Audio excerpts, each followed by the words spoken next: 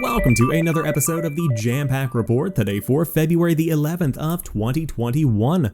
Of course, my name is Samuel Adams, and this is a daily gaming news podcast meant to bring you the hottest news you need to know from around the industry. Hosted on YouTube and podcast services around the world 5 days a week, it's your one-stop shop for everything you need to know. So if you enjoy the show and you like what you see, hit that subscribe button and keep coming back for more. But today's show is jam-packed with a ton of big news from around the industry, and one story in particular certainly caught my eye, and it could turn into something much bigger. It seems the PlayStation 5's DualSense controller is also facing some drifting issues on those thumbsticks.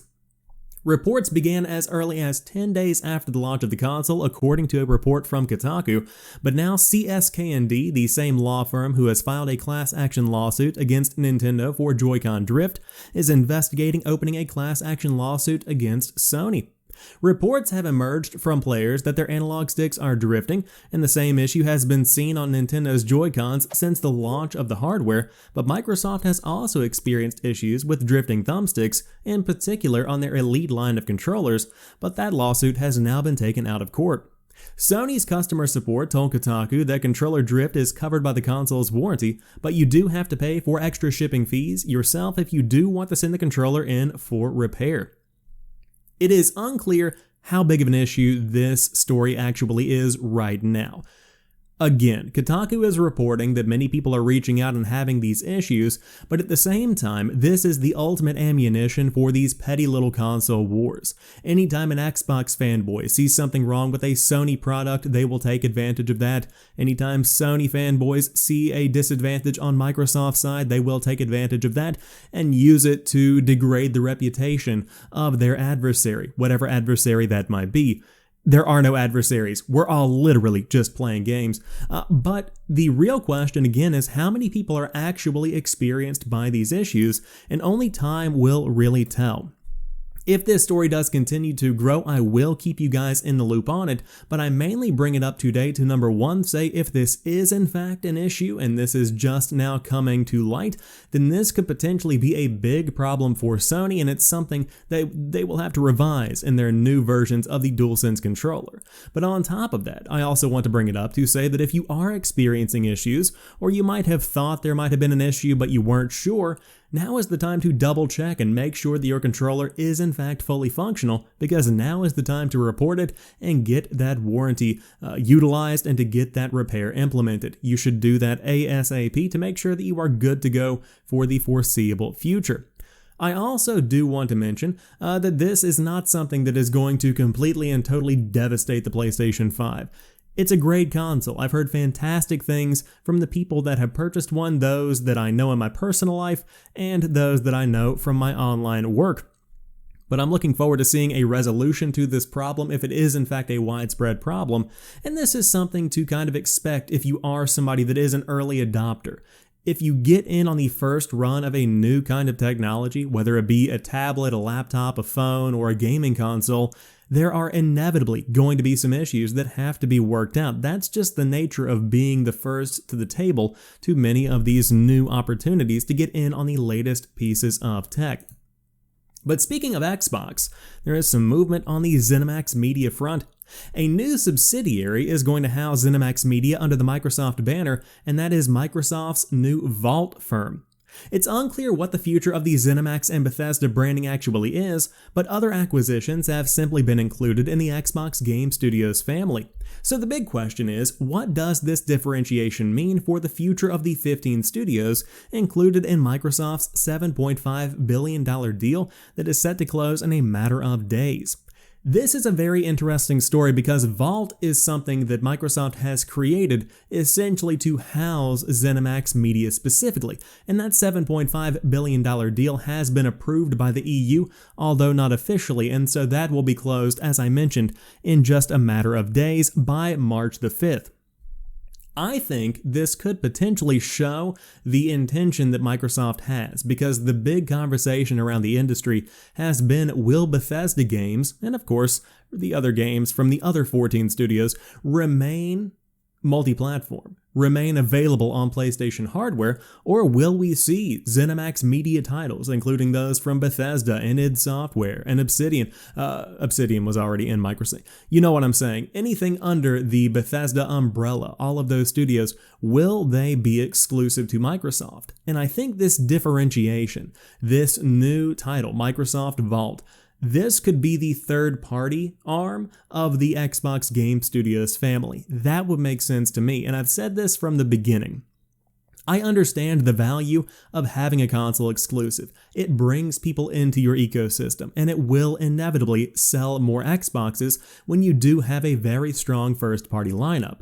But the big question is, will it sell enough Xboxes to offset the sacrifice that is being made by not making a AAA game available on PlayStation? Because the install base as it stands right now for PlayStation is going to be much larger because of the popularity of the PlayStation brand, and that's coming from somebody who does not have a PlayStation 5 but does have an Xbox Series X. The PlayStation namesake is very, very powerful, and so to release Elder Scrolls 6, for example, or Starfield on the PlayStation 5 is going to generate a lot of revenue, and I'm talking about a lot of revenue. And so will that revenue outweigh the potential for Xboxes to be sold if the game is made exclusive? That's one of the questions that the financial guys behind the scenes have to estimate and report to make the proper decision. But in my opinion, I think that you are going to be seeing this third-party kind of approach, and I think Vault could be the setup for that move. Again, that's just me going off of my intuition, that's me making an assumption, but it would not shock me in the slightest, and I've kind of been making that call for a couple of months at this point. I could also see some of these experiences being exclusive, and Phil Spencer has said they will handle it on a case-by-case basis, but Vault is going to be the home for ZeniMax Media and all of those 15 studios that are up underneath that umbrella. On yesterday's show, we talked a bit about Ubisoft because they had a very big earnings call that shared a lot about what's going on behind the scenes. But one story I did want to touch on today's show is that Ubisoft wants more free-to-play and mobile games, and they are going to be cutting their AAA focus down. That is not to say that AAA games are going away. Those premium experiences are still very, very important.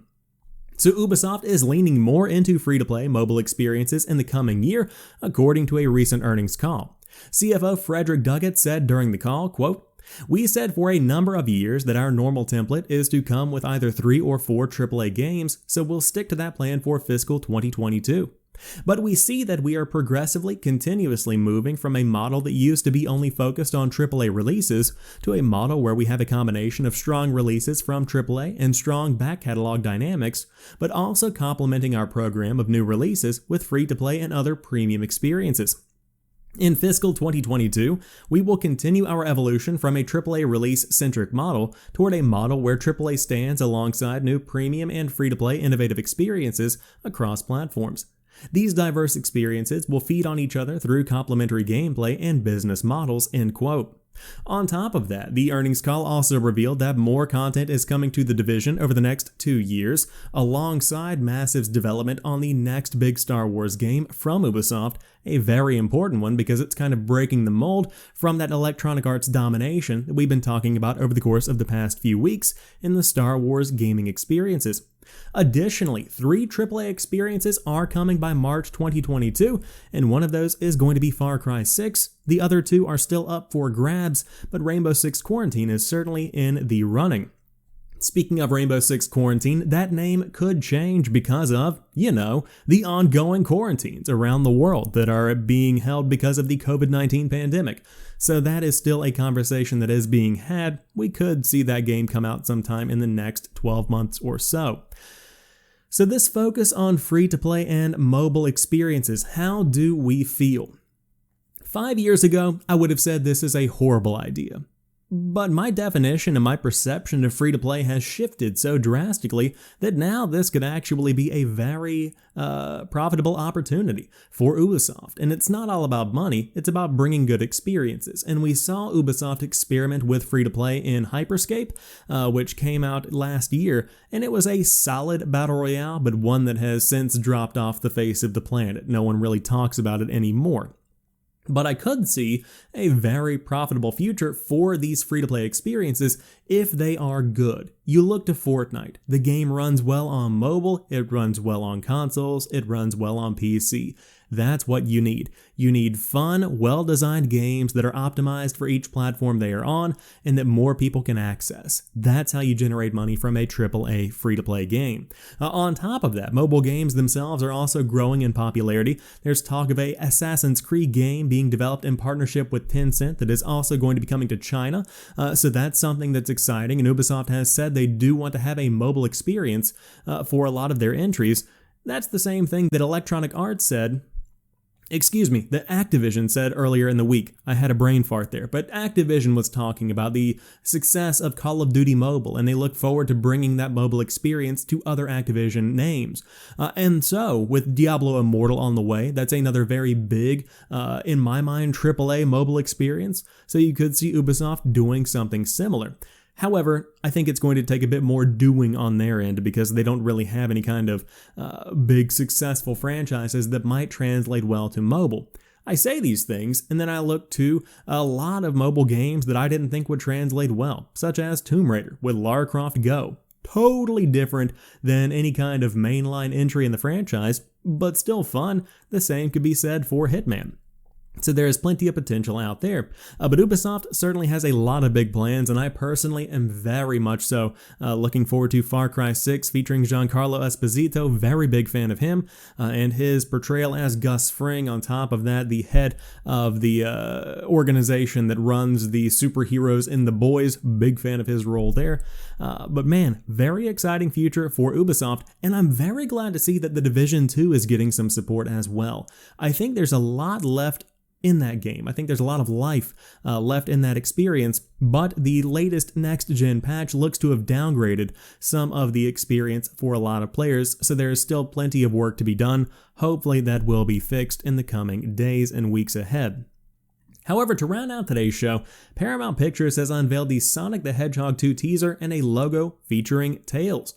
The release date for the movie is now April the 8th of 2022, and the new logo features Tails, who is going to be voiced by comedian and actor Ben Schwartz.